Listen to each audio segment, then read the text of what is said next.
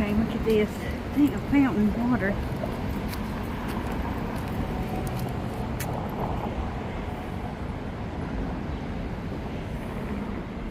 Okay.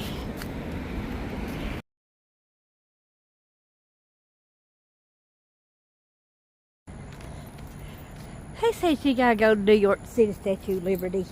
There's one here in Birmingham, Alabama. So you have to do is go to the Statue of Liberty. It's a replica. Supposed to have a flame up there burning. I don't see it. And they say it's only went out twice. Oh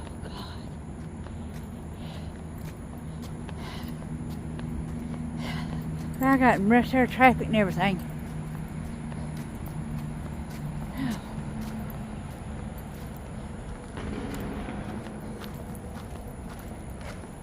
My phone's about to die. Let me get over here and I'll videotape the front of it. Oh, well, I was going to take a picture and I'm getting a video. Hang on.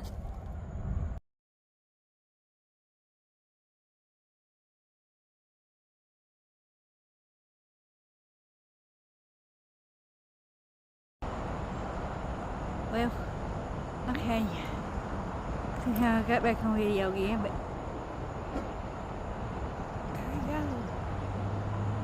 replica of the Statue of Liberty right here in Alabama.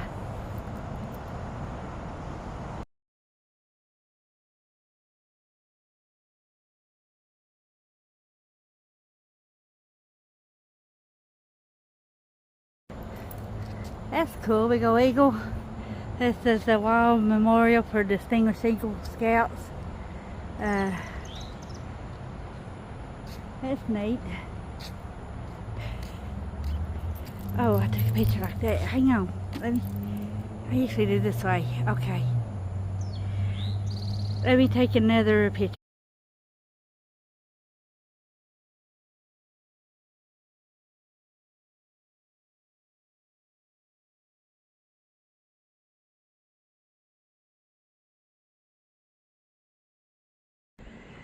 Okay, it says Red Mountain was named for its red orange soil.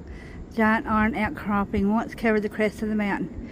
Today, a 35-foot vein of iron ore known as the Big Seam still runs to Red Mountain directly below your feet. So, just right down there. That's neat.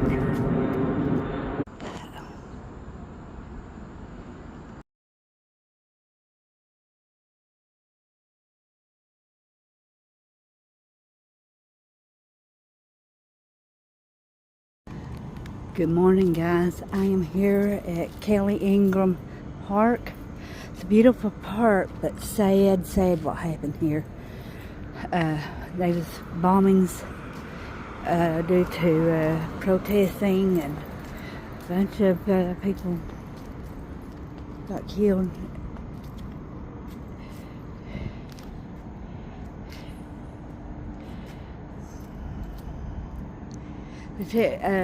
I came down here on 6th Avenue and the third parking lot down on 6th and 16th Street, 6th Avenue and 16th Street.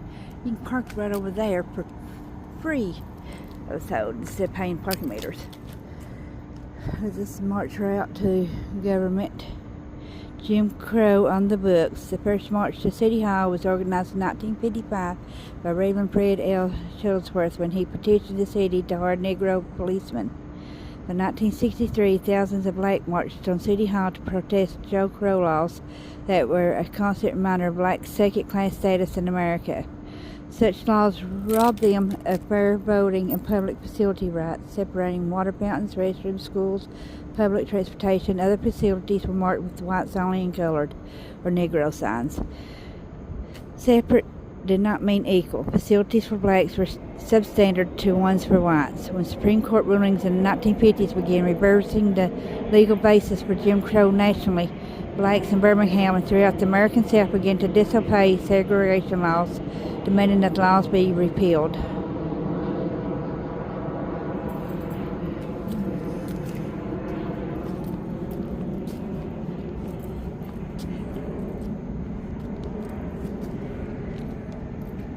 Poor little girls. On September 15, 1963, a dynamite blast ripped through 16th Street Baptist Church, killing four little girls. Over the next 3 decades, 3 Ku Klux Klansmen were convicted of the murders and sentenced to life in prison. This sculpture pays tribute to those little girls as well as 2 young boys who were killed in racially charged crimes that same day.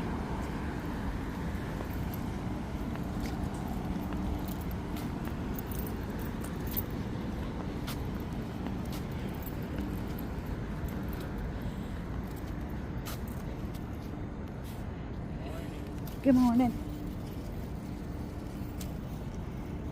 Can you imagine the fear of these people? Kids.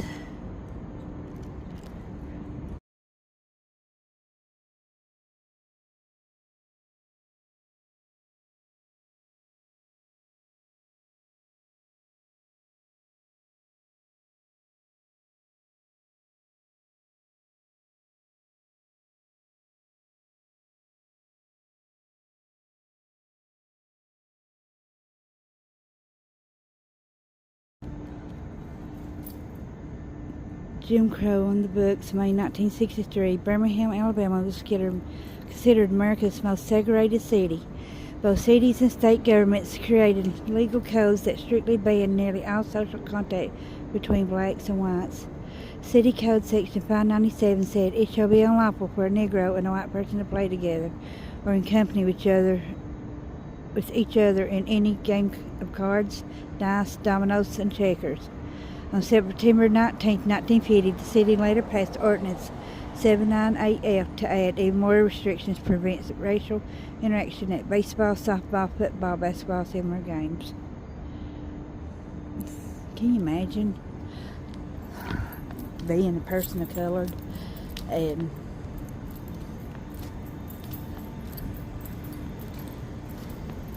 living back then?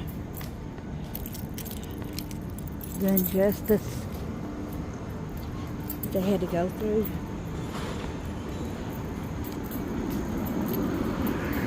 It's a beautiful park.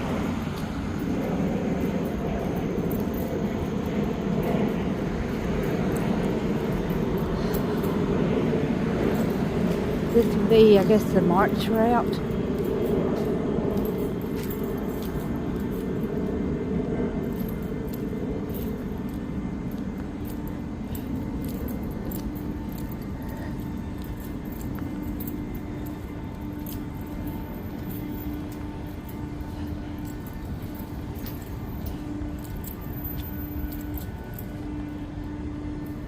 March route to government. Police presence, 1963. Birmingham blacks had no love for police, who often harassed and brutalized them rather than protect them from bombings and violence. Some policemen respected Ku Klux Klan members or sympathizers. Public Safety Commissioner Eugene Bull Connor sent police officers to spy on mass meetings at civil rights churches. Project C organizers counted on Bull and his police to brutally enforce segregation laws.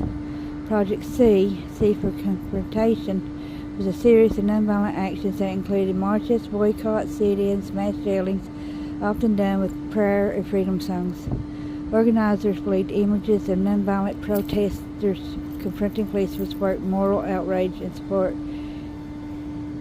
for their cause.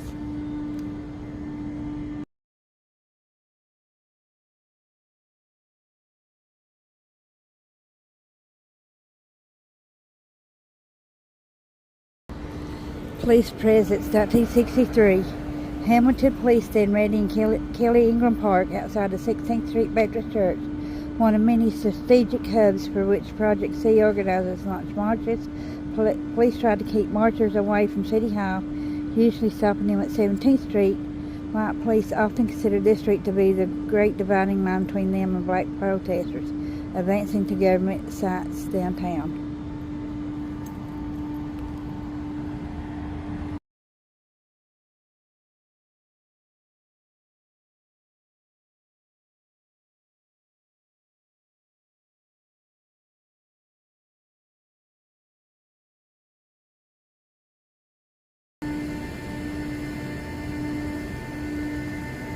big old rock.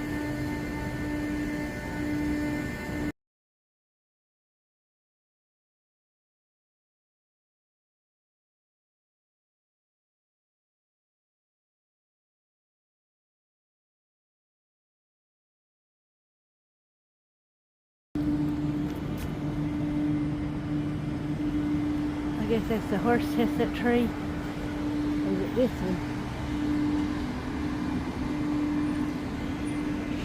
Fruity tree. I think it might be that one. I'm not sure what the horse chestnut tree looks like.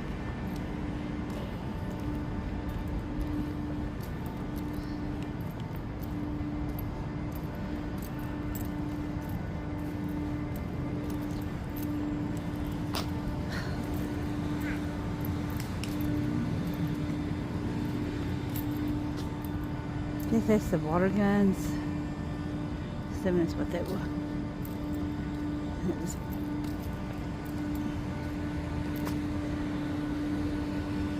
Let me take a picture of this stuff.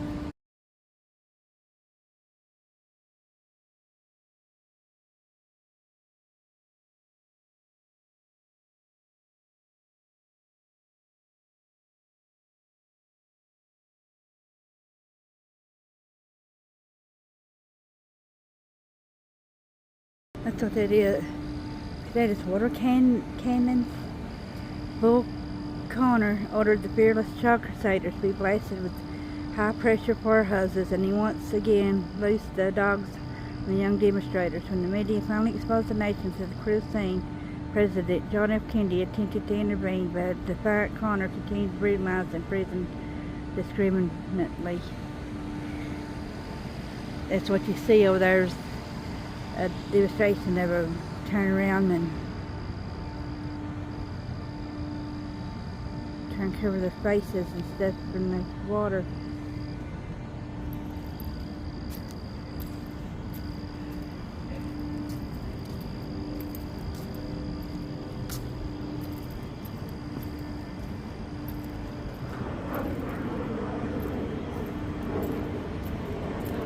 Okay, I'll be back in a minute.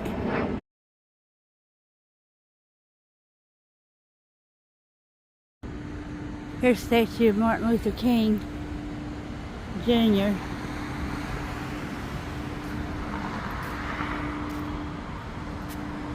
It says, yes, if you want to say that, I was a drum major. Say that, I was a drum major for justice. Say that I was a drum major for peace.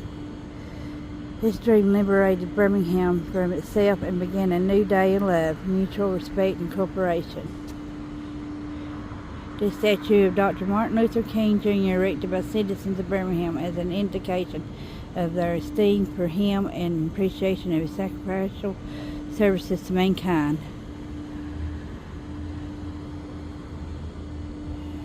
He's a powerful man.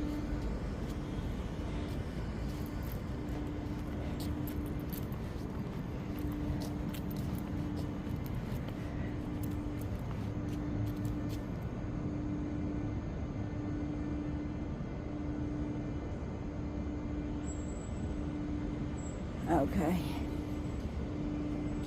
No feeding of the pigeons.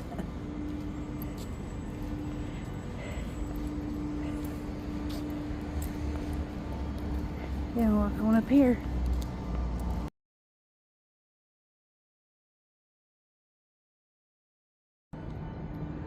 I guess it's two kids in jail. There's a plaque. I'll read it here. I ain't afraid of your jail.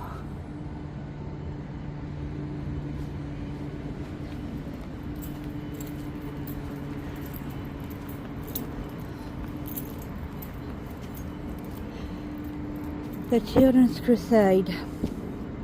On May 2nd, 1963, more than 1,000 students skipped school and marched on downtown, gathering at the 16th Street Baptist Church. Bull Connor responded by jailing more than 600 children that day. So the next day, another 1,000 students filled the park in which you stand now. With his cells full and his back against the wall, Connor responded savagely. That's sad. Okay, let me take...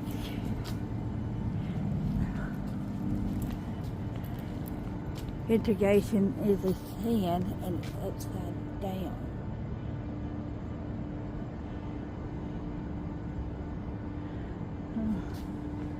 Let me take a picture of this. I'll be back.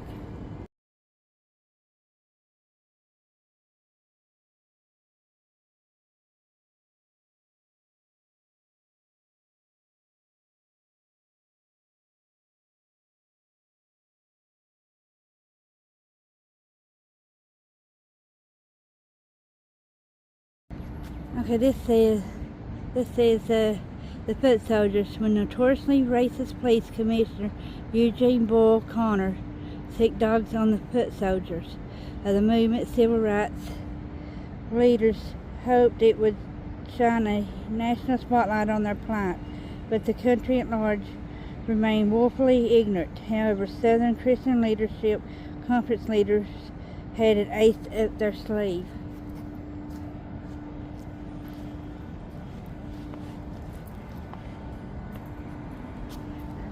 This sculpture is dedicated to the foot soldiers of the Birmingham Civil Rights Movement. With gallantry, courage, and great bravery, they faced the violence of attack dogs, high-powered water hoses, and bombings.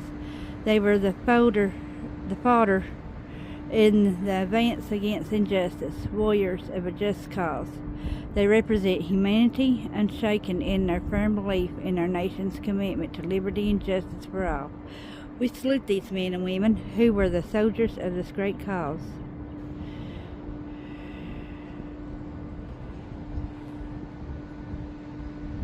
I can only imagine being bit by dogs.